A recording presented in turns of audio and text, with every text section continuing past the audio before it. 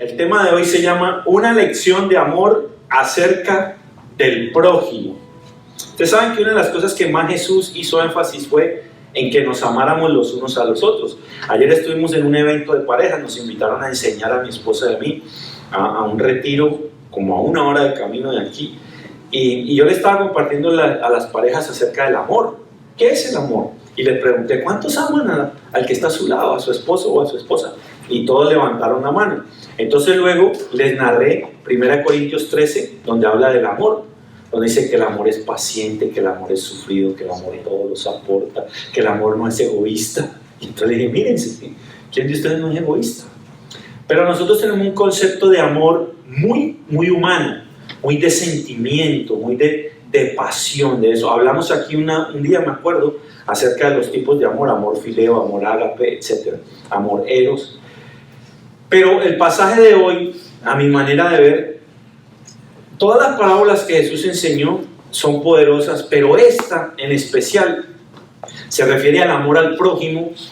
Y si fue uno de los mandamientos que más Jesús hizo énfasis en que nos amemos los unos a los otros, creo que es conveniente que aprendamos de esta historia. Está en el libro de Lucas. Préstame tu teléfono, quiero leer, es que esta versión que tengo aquí, ¿no?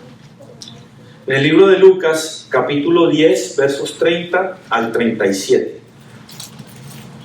Perdón, desde el verso 21, creo. Lucas 10, del 21 en adelante.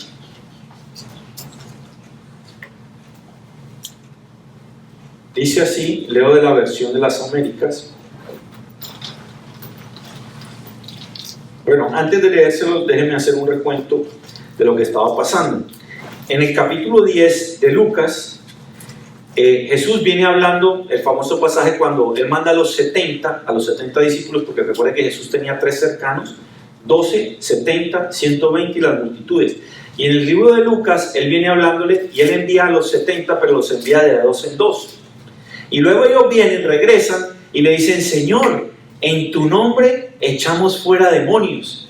Y entonces venían felices, contentos porque los demonios se les sujetaban. Y entonces Jesús les dice, qué bueno. Jesús dice que Él se regocijó y les dice, qué bueno que en mi nombre echan demonios, pero regocíjense porque su nombre está escrito en los cielos. Eso dice la Biblia en el libro de Lucas, empezando el capítulo 10. Y lo que Jesús le estaba diciendo es, qué bueno que ustedes hacen cosas sobrenaturales, qué bueno que sacan demonios, qué bueno todo lo que hacen, pero lo más importante es que su nombre está escrito en los cielos. Lo más importante es que su nombre es hijos de Dios. Yo no sé los que son papás, o ustedes todos son hijos de una mamá y de un papá, me imagino, ¿no? Pero ustedes todos llevan el apellido de alguien. Yo tengo 3 hijos y mis hijos llevan mi apellido. Eso es cuando uno le da a su descendencia, le da nombre, le da el apellido. Bueno, cuando la Biblia dice que nosotros somos hijos de Dios, ese es el nombre que Él nos dio. Entonces se puede llamar Pedro, se puede llamar Juan, se puede llamar como se llame, pero el nombre suyo realmente es Hijo de Dios. Y eso es lo que Jesús le está diciendo a los discípulos. No os regocijéis que los demonios se os sujeten, regocijaos que vuestros nombres están escritos en los cielos. En el verso 13 de ese capítulo 10, Jesús le habla a 3 ciudades en especial, a Corazín, a Betsaida y a Capernaum. Y dice, si en la ciudad de ustedes se hubieran hecho los milagros que se hicieron en Tiro y en Sidón, ustedes no serían las mismas. Recuerde que Jesús había recorrido Galilea, había hecho muchos milagros, pero en aquella ciudad había incredulidad. Y sobre Capernaum dice que su final será como el de Hades. Todo eso está en el capítulo 10 de Lucas, usted lo puede leer.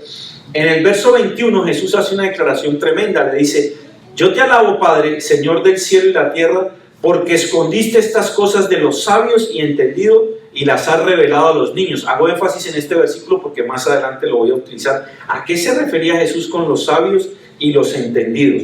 En el verso 23 Jesús dice, bienaventurados los ojos que ven lo que vosotros veis. Y en el verso 25 empieza esta historia, que es en la que me quiero enfocar el día de hoy. Dice así: y he aquí, cierto intérprete de la ley se levantó y para ponerle a prueba le dijo: Maestro, ¿qué haré para heredar la vida eterna? Verso 26, él le dijo: ¿qué está escrito en la ley? ¿Qué lees en ella? Respondiendo, él le dijo: amarás al Señor tu Dios con todo tu corazón y con toda tu alma y con toda tu fuerza y con toda tu mente, y a tu prójimo como a ti mismo. Entonces Jesús le dijo: has respondido correctamente, haz esto y vivirás. Pero queriendo él, el fariseo, el escriba, justificarse a sí mismo, dijo a Jesús: ¿y quién es mi prójimo? Respondiendo Jesús le dijo. Jesús no le responde la pregunta, sino que le cuenta una historia. Ni siquiera le dije: déjame cuento una historia, sino que dice, Jesús respondiendo dijo: cierto hombre bajaba de Jerusalén a Jericó y cayó en manos de salteadores, los cuales, después de despojarlo y darle golpes, se fueron dejándolo medio muerto.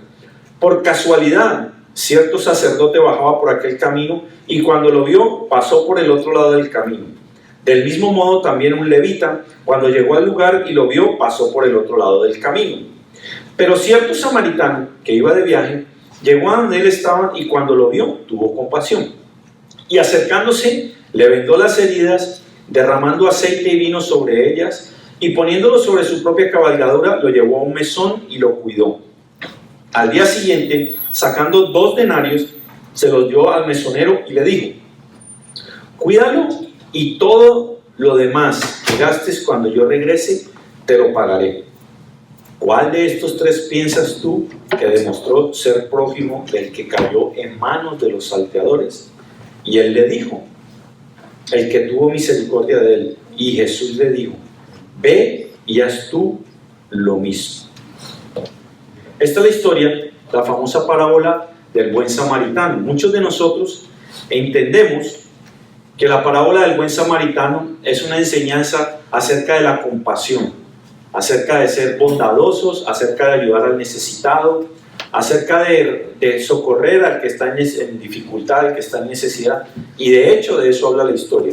Pero el día de hoy mi propósito es que juntos analicemos esta historia y nos demos cuenta que aparte de esto, que definitivamente habla de ayudar al necesitado, de la compasión, de la bondad, de la benevolencia, nos demos cuenta muchas otras cosas importantes e interesantes que están en esta historia y que a veces la pasamos por alto. Lo primero que quiero resaltar es que este hombre era un intérprete de la ley.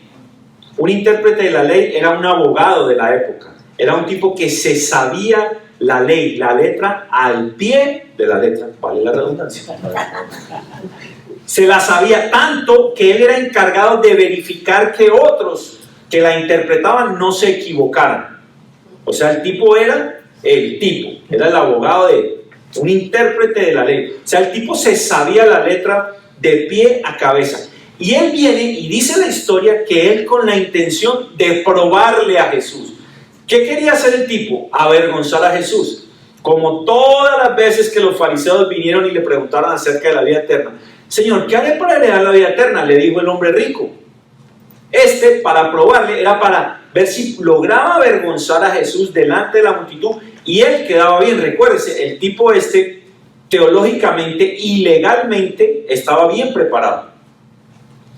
Se las sabía todas.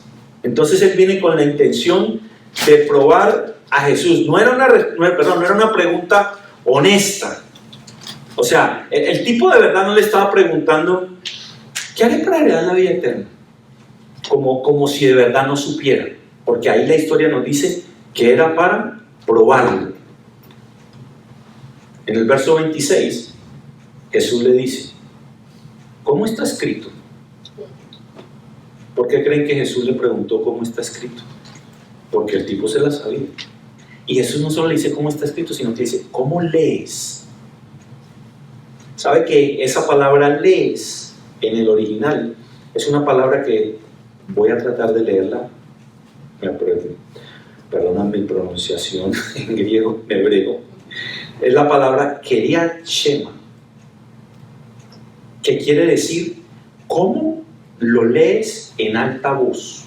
Porque ellos todos los días se paraban en la esquina y a viva voz leían, recitaban la letra, la escritura. Entonces Jesús le está diciendo, ¿cómo es que tú lo repites todos los días? ¿Cómo lo lees? ¿Qué interpretas? O sea, tú que la lees todos los días, dime, ¿qué lees? ¿Cómo está escrito? Tenaz Jesús, ¿no? Esa es una de judo. Jesús lo que está diciendo, bueno, no te las sabes todas. No que tú te las sabes todas. ¿Qué dice? ¿Qué lees? ¿Qué es lo que repites todos los días que está ahí y ahora me vienes a preguntar? Interesante, si estos tipos sabían toda la escritura, ¿por qué regularmente le preguntaban a Jesús acerca de la salvación? Porque los fariseos cada vez que se acercaban a Jesús, cada vez no, pero la mayoría de las veces, Señor, ¿qué haré para heredar el reino de los cielos? ¿Qué haré para tener vida eterna? El hombre rico, en la discusión de Mateo, también viene proteger, ¿cómo hacemos para heredar la vida eterna? Aquí, en Lucas, ¿cómo haré para el qué? ¿Cómo haré para tener vida eterna? ¿Sabe por qué ellos preguntaban tanto? Porque no estaban seguros, dudaban en su corazón. Si no dudaran, no preguntaran. O cuando usted tiene una duda, pregunta, ¿cierto? Pues si no tiene duda, no pregunta. Ellos dudaban tanto en su corazón, a pesar de saberse toda la escritura, a pesar de sus ritos, de sus costumbres, de su circuncisión, de todo, ellos no estaban seguros de su salvación, de su vida eterna. El libro de Levítico, el libro de Deuteronomio, ellos que lo recitaban decían, obedece mis mandamientos y vivirás. Y se lo sabían de memoria y lo recitaban, pero no sabían a qué se refería Dios cuando le decían y vivirás.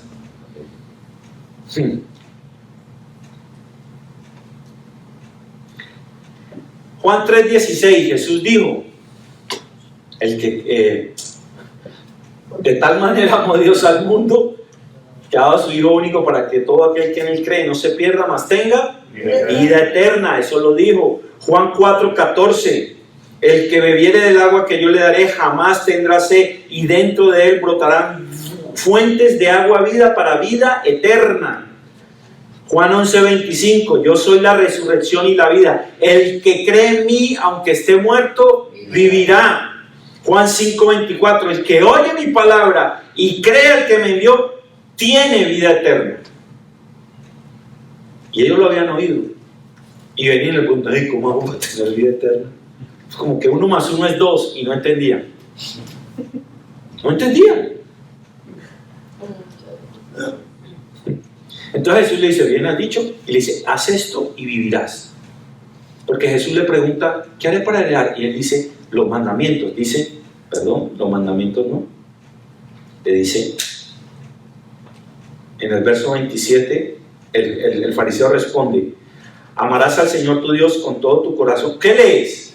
¿Qué recitas todos los días? Verso 27 le dice, amarás al Señor tu Dios con todo tu corazón y con toda tu alma y con toda tu fuerza y con toda tu mente y a tu prójimo como a ti mismo. Entonces Jesús le dijo, has respondido correctamente, haz esto y vivirás. El fariseo estaba recitando Levíticos 19:18, donde dice que el primer mandamiento es amar a Dios sobre todas las cosas. Y luego le junta Deuteronomio 6, del 5 al 4, donde dice, y amarás a tu prójimo, pero el fariseo se los recita juntos. Amarás al Señor tu Dios con todo tu cuerpo, con toda tu alma, y a tu prójimo como a ti mismo. Se los pone juntos, y por eso Jesús le dice, bien has dicho, haz eso y vivirás. Y entonces, yo me imagino que sí, soy yo pensando como si yo fuera el fariseo. Acuérdense que cuando leemos historias de la Biblia es buena cosa meterse en la película utilizando la imaginación. O sea, si yo sé que amar a Dios sobre todas las cosas y amar al prójimo es suficiente para la vida eterna, lo recito, lo enseño, y ahora Jesús me dice que sí, que es verdad que yo lo sé, pero que haga eso. ¿Qué hubiera hecho yo? Bueno, pues yo voy a hacerlo. ¿No? Tiene lógica. Pero el fariseo no se quedó ahí. El fariseo, para cubrirse, para excusarse, para justificarse. ¿Y quién es el prójimo? En el verso siguiente, en el verso 29, dice, pero queriendo justificarse el fariseo, asimismo dijo a Jesús, ¿y quién es mi prójimo? O sea, Pensemos un minuto ahí. El tipo se sabe la ley, la recita, sabe que lo que tiene que hacer, Jesús se lo está confirmando para tener vida eterna, es amar a Dios sobre todas las cosas y amar a su prójimo. En otro pasaje Jesús dice que ahí se resume la ley y los profetas. O sea, todo lo que el pueblo judío creía, toda su cultura, todo su sistema judicial, toda su tradición, toda su vida, se resumía la ley y los profetas, el Pentateuco, la Torá, todo eso se resumía en dos cosas: amar a Dios sobre todas las cosas y a tu prójimo. El tipo lo sabía. Y Jesús le dice, sí, haz lo mismo, hazlo. Y el tipo, en vez de decir, oh, sí, no la cogió. No le cayó el 20. El tipo estaba despistado. Y entonces le sale con una de vaqueros, ¿no? ¿Y quién es mi prójimo? Entonces Jesús le narra la historia.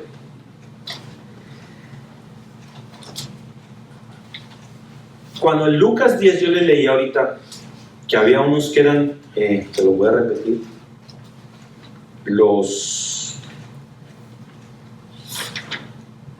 entendidos y sabios. Yo creo que Jesús estaba refiriendo a ellos, a los fariseos, porque ellos creían que se las sabían todas, y ellos eran los entendidos, eran los que leían, eran los que recitaban la palabra. En Lucas 18:9 dice la Biblia, a unos que confiaban en sí mismos como justos y menospreciaban a los otros. Entonces yo creo que Jesús se está refiriendo a ellos, estos que confiaban en lo que ellos sabían, en la ley, y menospreciaban a los que no sabían. En el verso 29, cuando Jesús le dice, ¿quién es mi prójimo?, me acordé de un pasaje esta mañana y fui y lo busqué en Mateo 5:43, en el famoso sermón de las bienaventuranzas, el sermón del monte. Uno de los pasajes cuando Jesús viene acerca diciéndole, han oído que, habrás oído que se dijo ojo por ojo, diente por diente, mas yo os digo tal cosa. En el verso 43 del capítulo 5 de Mateo dice, oíste que fue dicho, amarás a tu prójimo y aborrecerás a tu enemigo. O sea que el judío, el escriba, el intérprete de la ley, sabía lo que significaba el prójimo. La interpretación rabínica, es decir, de los rabinos, era que había uno que era el prójimo, al cual había que amar, y otro que era un enemigo, pero el tipo sabía que existía alguien que se llamaba prójimo. O sea, se estaba haciendo el de la oreja mocha, cuando le dice a Jesús, ¿quién es mi prójimo? Y aquí empieza la historia. Entonces Jesús le narra el pasaje este del buen samaritano. Y quiero resaltar 4 cosas de esta historia y que al final todos nos llevemos una enseñanza. La enseñanza es una lección de amor acerca del prójimo. ¿Quién es el prójimo y cómo debemos amar al prójimo? ¿Está bien? Lo primero que quiero resaltar es que es un camino peligroso. Era un camino peligroso. ¿Por qué sé que era peligroso? Porque atracaron a un tipo. Tipo, no solo lo atracaron, le robaron todo, sino que lo dejaron, leímos en la historia, medio muerto. Yo leí la historia. ¿Cierto que yo leí la historia? Sí. Está despistada.com. Estaba ahí. Estoy despistado yo con el agua. Ok, entonces número 1 en la historia, era un camino peligroso. De hecho, hoy en día el camino existe y es peligroso. Me leí un historiador que habla de aquel camino. Ahorita les voy a explicar por qué judíos y samaritanos utilizaban un camino diferente para ir de Jericó a Jerusalén. Ahora les voy a explicar por qué. Pero ese es el primer detalle, era un camino peligroso. ¿Cómo lo sabemos? Por el atraco y casi muerto estaba el tipo. Lo segundo es que viene este personaje, viene este sacerdote. Este sacerdote estaba familiarizado también con la ley, porque si no, no fuera sacerdote. Recuerde que los sacerdotes eran los hijos de Aarón, que era hijo de Leví, la tribu de los levitas. Aarón, y de Aarón eran los sacerdotes del pueblo judío. Él tenía que saber la ley. No solo tenía que saber la ley, él debería saber de la compasión y la misericordia, porque en el libro de Levítico, capítulo 19, verso 18, dice, amarás a tu prójimo.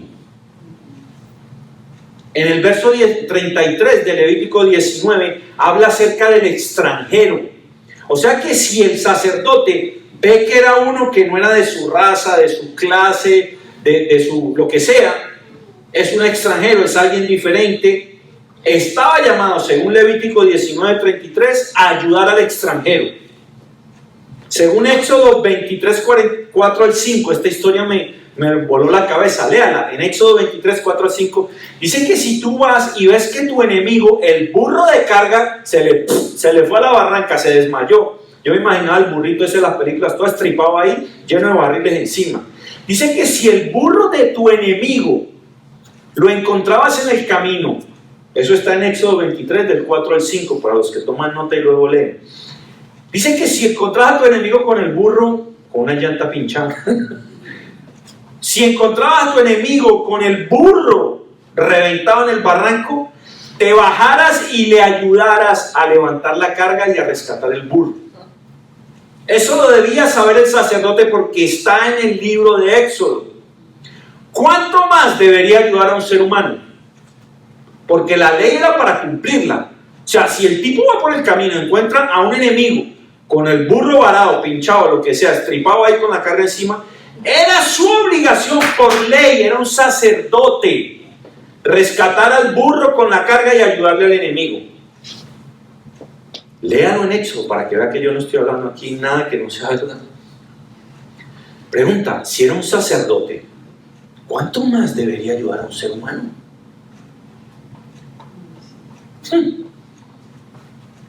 La historia de Éxodo no dice que rescató al burro y dijo al enemigo, no, que los ayudó a los dos. Y en Proverbios 21:13 dice la Biblia que el que cierre su oído al clamor del pobre, cuando clame no será escuchado. Y eso lo sabía el sacerdote también. Sin embargo, el sacerdote dice que pasó de lado. En el original lo que dice es que como que se echó para el otro lado voluntariamente. O sea, ni siquiera siguió y lo miró, sino dice que se pasó al otro lado. Y el contexto, la implicación es que lo hizo voluntariamente, se atravesó de lado, se hizo el loco. Y algunas veces hemos malinterpretado este pasaje. Hemos malinterpretado este pasaje para decir, por ejemplo, que las personas que tienen un lugar en el cuerpo eclesiástico, no como familia, sino como de autoridad, un pastor, un anciano, están llamados a ayudar al necesitado. Y si no lo hacen, es que están siendo el sacerdote de la historia del buen samaritano. Y quiero que entiendan esto: las personas con llamado pastoral, con llamado al servicio, al ministerio, tenemos la obligación de ayudar al necesitado, de orar por el que necesita, de llorar con el que llora, de abrazar, de acompañar, en algunos casos de proveer si hay recursos. Nosotros como pastores tenemos un llamado a la compasión, a la benevolencia, a la misericordia, pero somos humanos y un día fallamos. Pero yo creo que este pasaje, refiriéndose al sacerdote que sabía la escritura, nos incluye a todos. Porque ¿quién que es hijo de Dios no conoce que la escritura habla acerca del amar al pueblo, de ayudar al necesitado? O sea, no necesitamos ser pastores con un título y con una investidura para conocer que Dios nos mandó a ayudarnos los unos a los otros, que Dios nos mandó a tener misericordia, a tener compasión. Nos incluye a todos. Este personaje nos incluye a todos.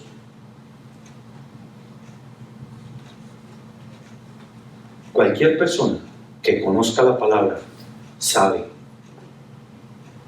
y este la conocía, se hizo el loco, se hizo el ciego. Es como ir por aquí por la autopista y ver una señora con dos niños parados y decir, no, es que voy muy tarde para el trabajo. Y usted no es pastor, pero en ese momento usted, que es hijo de Dios, que conoce la palabra, está siendo como el sacerdote.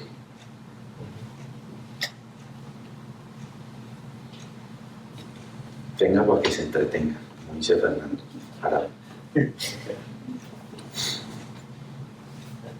Es que tenemos afán, es que voy tarde, que estoy cansado, es que qué calor, es que no, qué tal que me baje y de pronto sea una carnada para que vengan otros y me atraquen detrás de mí. No, mejor no paro, mejor sigo. Ahí estamos incluidos todos. El segundo personaje es el levita. El levita, la historia hace diferencia entre sacerdote y levita, porque los levitas eran los que ayudaban en el templo, eran los ayudantes, los de seguridad, los de mantenimiento, los del servicio. Por eso dice el sacerdote, porque era la tribu de Leví, Aarón, que era hijo de Leví, y ahí venían los sacerdotes. Pero cuando dice levita, también era de Leví, pero era un ayudante, no era un sacerdote, pero estaba preparado. Sabía todo lo que se hacía en el templo, sabía todo lo que se hacía por el pueblo de Israel. Tenía que saber la letra también. Y este hace lo mismo. O sea, la misma connotación en la historia original es: se tiró para el otro lado a voluntad propia. Decidió, mejor sigo. ¿Quién será ese? Mínimo tal vez era el ladrón. Y los que iba a robar lo cascaron y lo dejaron estirado. No, que se muera. ¿Quién sabe qué habrá hecho para que lo dejen ahí casi muerto? Pensaríamos nosotros así. Imagínese usted por un camino peligroso, rocas, montañas, cuevas, y de repente encontrarse un tipo casi muerto. ¿Qué haría? Buena pregunta. Y viene entonces el tercer personaje de la historia, que es el samaritano. El samaritano tiene una connotación bien importante, y es que los judíos y los samaritanos eran enemigos, son enemigos, pero no son cualquier clase de enemigos, son enemigos que se odian. Había varias razones por las cuales ellos se odiaban. Ok, la historia nos deja ver que el herido era un judío. ¿Por qué? Porque del camino de Jericó a Jerusalén era el que utilizaban los judíos. Era el camino de los judíos. Ellos pasaban por el lado de Perea para no pasar cerca a Samaria, porque los samaritanos eran enemigos. Por alguna razón que no sabemos, que la historia no nos deja saber, este samaritano se vino por el camino de los judíos. Yo pienso que es la soberanía de Dios para dejarnos esta enseñanza en esta historia. Étnica y religiosamente, para los judíos, los samaritanos eran impuros. Los samaritanos son por allá por el año 722 a.C. Esto está relatado en la segunda carta de Reyes, capítulo 16. Cuando viene Asiria y exilia al pueblo de Israel, estaba el reino del norte, que era Israel, y el reino del sur, que era Judá. Estos judíos fueron exiliados al reino del norte, y viene Asiria, viene la invasión, y algunos de ellos quedan allí y se revuelven, se relacionan, se casan, tienen familia con costumbres con gente pagana, gente que no eran judíos. Y en esa mezcla, estos samaritanos, judíos samaritanos, ellos siguieron con sus ritos religiosos, con sus costumbres judías, pero le mezclaron lo que traía el paganismo, todo lo que traía. Entonces, para los judíos que quedaron acá, estos eran impuros, se habían mezclado, habían traído una bacteria, por decirlo así, a su religión. Eran idólatras, contaminaron la religión. Esos eran los samaritanos para los judíos. Idólatras, contaminaron la religión. Eran impuros étnica y religiosamente. Eran exiliados por los asirios. Tenían un culto corrupto, sucio. Era una religión mestiza. Eran peores para los judíos que aún los paganos. ¿Sabe por qué? Porque cuando usted ve a alguien que, o sea, si el diablo se aparece aquí con cachos y cola, usted sabe que es el diablo, ¿cierto? Pues ahí mismo lo identifica. Pero cuando viene disfrazado de ángel de luz, que engaña, nadie se da cuenta. Entonces, para los judíos era muy fácil identificar al pagano, alguien que no tenía ni religión, ni cultura, ni nada, pero un samaritano era como una mezcla, era peligroso, había que saber para identificarlo. Entonces eran peligrosos. Entonces los judíos por eso odiaban a los samaritanos. No solo eso, sino que cuando los judíos fueron a reconstruir el muro y el templo, los samaritanos sabotearon la reconstrucción. Entonces, otra razón para odiarlos. Entonces los judíos, hay evidencia, es real, odiaban. De hecho, se estima que hoy en el mundo hay 1 millón de samaritanos aún. Eso dice una nota que leí en uno de los libros que consulté para preparar esto. Y en el año 130 antes de Cristo, los judíos, ahora, ¿por qué los samaritanos odian a los judíos? Los judíos vienen y les derriban el templo a los samaritanos. Los samaritanos tenían un templo en el monte de Gerizim, y allí era donde ellos decían que era la verdadera adoración a Dios. Y los judíos vienen en el año 130 antes de Cristo y ¡pum!, se lo derriban. Entonces ahora los samaritanos odian también a los judíos por el daño que les hicieron. Es más, ¿sabe cómo hablaban los judíos acerca de un samaritano? Juan 8:48. Es otro debate que Jesús tiene con los fariseos acerca de la salvación, viene discutiendo otro de los fariseos poniéndolo a prueba, etc. Y en el verso 48, los fariseos, refiriéndose a Jesús, que es judío, dicen: ¿no decimos bien nosotros que tú eres samaritano y que tienes demonio?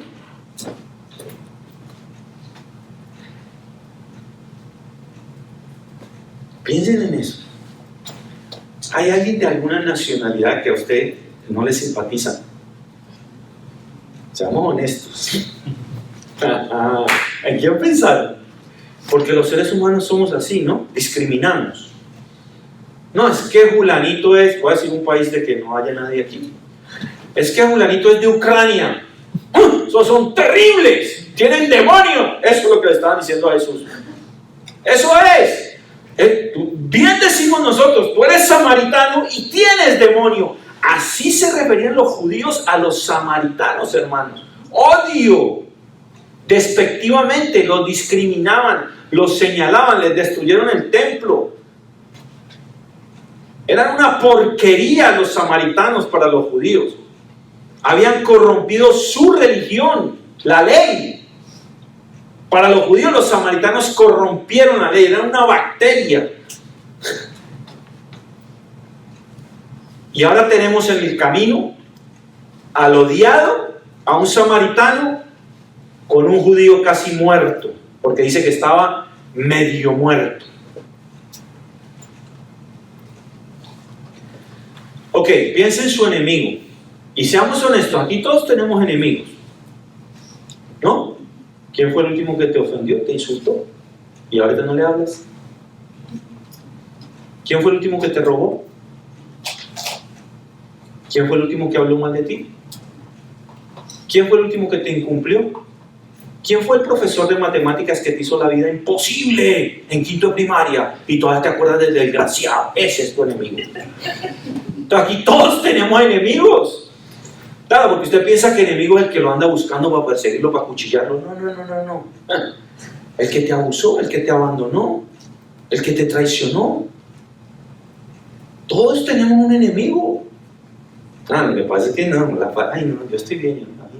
Yo estoy bien. Ahora, ese enemigo, tu profesor de matemáticas, voy a usar ese ejemplo, el que te hizo la vida horrible, que te ridiculizó enfrente de los demás cuando te preguntó y tú no sabías la respuesta y se te burló. ¿Sí? O la novia que te fue infiel, te puso los cachos, o el novio, y te dejó tirado, te dejó embarcado. Y ahora vas por el camino y el profesor ¿de qué dije? De matemáticas, se llamaba Anastasio. Y vas por el camino de Jericó a Jerusalén y encuentras a Anastasio herido, casi muerto. ¿Qué harías? Bien hecho, digo, desgraciado, ojalá te mueras. Qué bueno que la viniste a pagar todas las que me hiciste, Anastasio. O pone nombre a tu enemigo. Imagínate que vas al supermercado, estás haciendo la fila del mercado y justo delante tuyo está tu enemigo, aquel o aquella que hace días no quieres ver, que no te lo quieres encontrar, y de repente ¡pum!, en el puesto del mercado, ahí lo tienes. Y tú, ¡ay, Dios mío, no me lo vine a encontrar! Y de repente le hacen falta $20 para sus compras, que es lo único que tiene para llevarle a sus hijos. Y te mira a ti. ¡Ah! Julano, qué bueno verte aquí. Una pregunta, ¿y si tú tienes los 20 en el bolsillo, qué harías? Ay, qué pena, Julanita, no te puedo ayudar. Si tuviera sacerdote y levita. Hermanos, la Biblia enseña que al que pudiendo hacer el bien y no lo hace, se le cuenta como pecado. Y no dice pudiéndole hacer el bien a quién. Ah, no, es que hacerle el bien a los amigos es buenísimo. Mateo 5:43, ahora se los voy a leer. Y quiero resaltar para terminar con este samaritano. Y aquí está la lección de amor al prójimo. Primero, se compadeció. Dice ahí, se compadeció. Era su enemigo, hermanos. Este sí tenía toda la razón para decir, se está muriendo esta plaga de judíos que nos tienen azotados, que nos odian. Tenía toda la razón para no socorrerlo porque era su enemigo. Es que nos gusta hacer el favor y el bien a los que nos caen bien. Perdón, y cuando Dios te pone a alguien que no, ¿qué vamos a hacer? Se compadeció, tuvo empatía, sintió la pena, el dolor del herido. Viéndole, igual que los otros vieron, este hijo viéndole se acercó.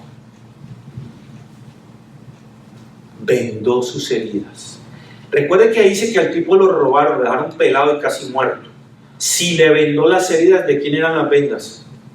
El samaritano sacó sus vendas, sacó vino y aceite. El vino era anestésico, para anestesiar, para hidratar.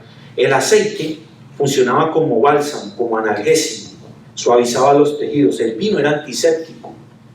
Ellos llevaban vino en el camino porque acuérdense que el agua, no había pozos potables, había agua que era contaminada, entonces el vino les servía no para echarse una rasquita, una borracherita, sino para la sed, para hidratarse.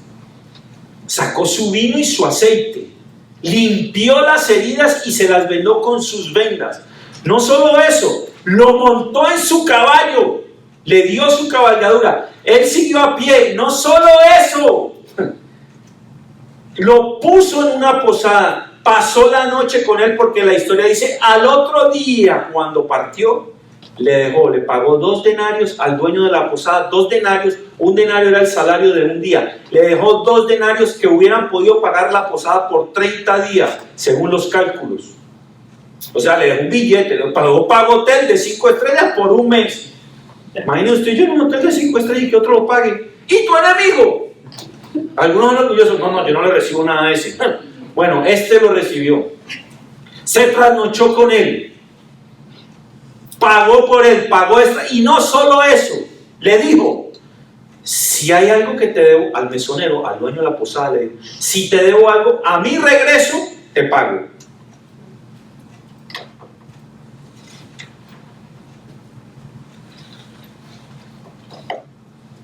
Al enemigo.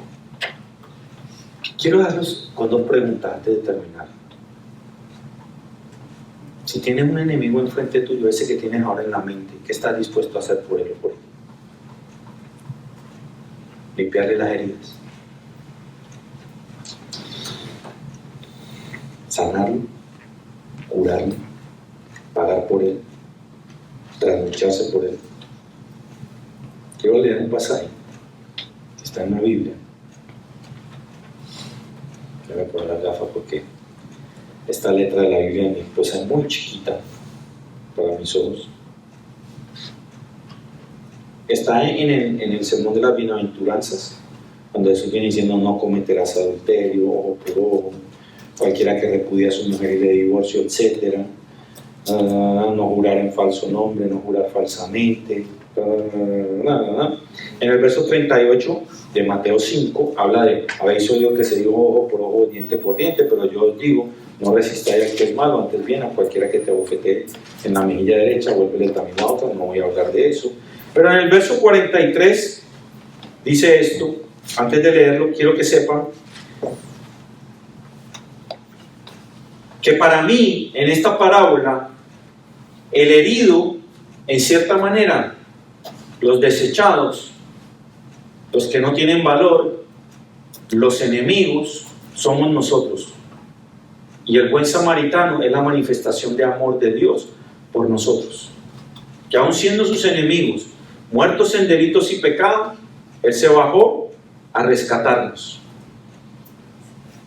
Esa parábola del buen samaritano sí enseña la benevolencia, la compasión, la misericordia por el necesitado, aún siendo el enemigo. Pero habla de nosotros, que nosotros siendo los enemigos de Dios, habiéndolo llevado a la cruz por nuestros pecados, Él no se aferró a ser Dios, bajó, se despojó de ser Dios y se hizo hombre para rescatarnos, para ayudarnos, para salvarnos de la muerte eterna y darnos vida eterna. Para mí ese es el mensaje de esta parábola. Y si Él nos rescató a nosotros, siendo nosotros sus enemigos, hermanos, ¿cómo no vamos nosotros a modelar esa misma clase de amor? Entonces somos los sacerdotes y somos los levitas de la parábola, que sabiendo lo que Dios hizo por nosotros, que nos rescató estando muertos en delitos y pecados, no somos capaces de ayudar a nuestros enemigos. Romanos 5, del 6 al 8, antes de leerles Mateo. Mas Dios muestra su amor para con nosotros, en que aun siendo pecadores, Cristo murió por nosotros. Díganme si eso no es misericordia. Díganme si eso no es amor por el enemigo. Nosotros enemigos de Dios, muertos en delitos y pecados. Por nuestro pecado Él fue a la cruz y aún así Él nos rescató. Esa es la parábola del buen samaritano. Esa es la lección de amor al prójimo de la que yo les vine a hablar. Está bueno que digamos que somos la iglesia de Cristo Jesús en la tierra. Está bueno que prediquemos el evangelio, pero que nuestras palabras sean congruentes con nuestro amor al prójimo. ¿Quién es nuestro prójimo? Todo el mundo es nuestro prójimo. El que nos cae bien y el que nos cae mal. Al que amamos y al que no amamos. Es nuestro prójimo. Es un ser humano. Qué bueno es escoger hacerle el bien a los que nos caen bien. Y el libro de Mateo, capítulo 5, verso 43, hace referencia a algo que el sacerdote y el levita sabían, porque Jesús está diciendo, habéis oído. Jesús está dando el sermón de las bienaventuranzas, le está hablando a judíos y les dice, habéis oído. ¿A quién habían oído? Al que leía en público, al intérprete. Amarás a tu prójimo y odiarás a tu enemigo. Pero yo os digo, aquí Jesús cambia todo. Amad a vuestros enemigos y orad por los que os persiguen, para que seáis hijos de vuestro Padre que está en los cielos. Tengo una duda. Si soy hijo de Dios, ¿por qué aquí Jesús me está diciendo, ama a vuestro enemigo y entonces serás hijo de vuestro Padre que está en los cielos? Lo que está diciendo es, si amas a vuestros enemigos, vas a reflejar el ADN, la esencia, la herencia del Padre que tienes. Te estás comportando, mostrando el amor de tu Padre. Porque hijos somos. Por la sangre de Cristo fuimos adoptados en su familia. Somos coherederos de la gracia justo con Cristo Jesús. Pero aquí no está hablando de salvación. Aquí está diciendo que seremos fieles representantes, embajadores, los que mostramos la esencia del Padre que tenemos cuando amamos a nuestros enemigos. Repito, pero yo os digo, amen a vuestros enemigos y oren por los que os persiguen, para que seáis hijos de vuestro Padre que está en los cielos, para que reflejéis la esencia, la naturaleza del Padre que tienes. Porque Él hace salir su sol sobre malos y buenos, llover sobre justos o injustos. Porque si amáis a los que os aman, ¿qué recompensa tienen? ¿No hacen también lo mismo los recaudadores de impuestos, los pecadores, los publicanos? O sea, si le haces el favor a los que te caen bien, no se vale. Porque los pecadores, los publicanos, los gentiles, hacen lo mismo. ¿Cuál es la diferencia? Qué chévere hacerle favores a los que son nice con uno. ¿Qué recompensa tenéis? ¿No hacen también lo mismo los recaudadores de impuestos, refiriéndose a los gentiles, a los pecadores? Y si saludáis solamente a vuestros hermanos, ¿qué hacéis más que otros? ¿No hacen también lo mismo los gentiles? Por tanto, sed vosotros perfectos, como vuestro Padre que está en los cielos es perfecto. Perfecto no significa allí sin falla, sin error. Sean maduros, sean un reflejo correcto de su Padre que está en los cielos. Es lo que está diciendo. Les tengo una noticia. Esta parábola a mí me ha servido para confesar mi pecado de falta de compasión y amor sacrificial.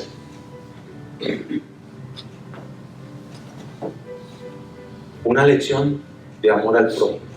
Esta parábola me ha dado muy duro en mi corazón y me ha traído a la mente cuántas veces he dejado de ayudar al que necesita. ¿Cuántas veces he desechado a alguien porque no me simpatiza? Me ha traído conciencia, Señor, compasión y amor sacrificial por el prójimo, por mi enemigo, orar por ellos, bendecirle a ellos. Dice que si nosotros le damos a nuestro enemigo, si tiene hambre, dale de comer, y si tiene sed, dale de beber, y que oremos por ellos. Y a veces somos tan terribles, la naturaleza humana pecaminosa es tan terrible, que acerca de nuestros enemigos somos capaces de pensar, voy a hablar un pensamiento, porque hay gente que lo piensa pero no lo dice, otros lo piensan y lo dicen, que se lo trague la tierra.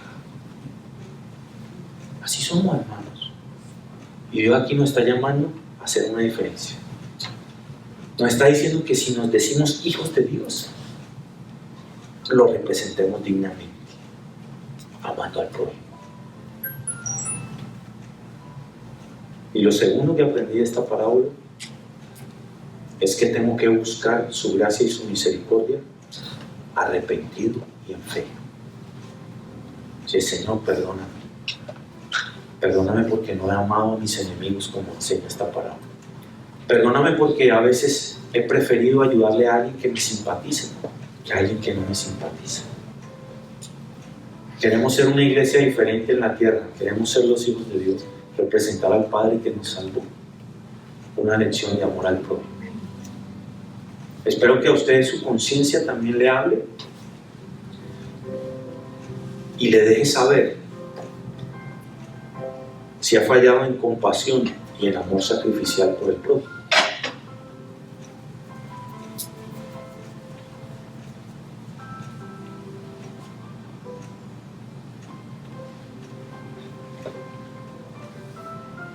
Y cuando estás orando y te viene a la mente una persona que te ha ofendido, que te ha fallado, que te ha traicionado, ¿tú crees que Dios te la pone en la mente para qué? ¿Seremos capaces en medio de la oración de maldecir a esa persona? ¿O seremos obedientes a Mateo 5:43 que dice que lo bendigamos, que oremos por él, por ella? Y tal vez es una persona que está lejos en tu historia, lejos en el tiempo, tal vez ya pasó, pero sigue ahí en tu mente persiguiéndote. Pero ¿qué tal si es una persona en el presente que vive cerca? ¿Qué tal si es un familiar? Un hermano, un papá, un hijo, un cuñado, una esposa, una suegra, un ex. ¿Qué tal? ¿Qué tal si es alguien que hoy está hablando mal de ti y te está difamando y tú lo sabes? Y en medio de la oración Dios te pone esa persona en tu mente. ¿Qué vas a hacer? ¿Sacerdote y levita o samaritano? Una lección de amor al prójimo, hermanos. Yo le pido a Dios que transforme mi corazón. Quiero. Unos días atrás yo estaba orando y vino a mi mente alguien que en ese momento estaba haciendo el papel de mi enemigo. Y me vino una molestia en el corazón. Una piedrita, le decimos nosotros en Colombia. Una piedra en el zapato, como que una molestia contra esa persona. Y ahí vino yo y dije, no, Espíritu Santo, Señor, yo no quiero tener rencor en mi corazón. Aleja esto de mí. Hermano, porque yo sé que el rencor en el corazón, las raíces de amargura cuando toman control del corazón, lo endurecen, nos enfriamos, nos alejamos de la voluntad de Dios, retenemos el propósito de Dios para nuestra vida, lo estancamos, nos echamos para atrás, porque en un corazón dolido, rencoroso, Dios no puede obrar, hay que limpiar primero. que Dios nos llame a un examen de conciencia, cada uno como hijo de Dios, a evaluar si estamos siendo compasivos, misericordiosos y tenemos amor sacrificial por nuestro prójimo.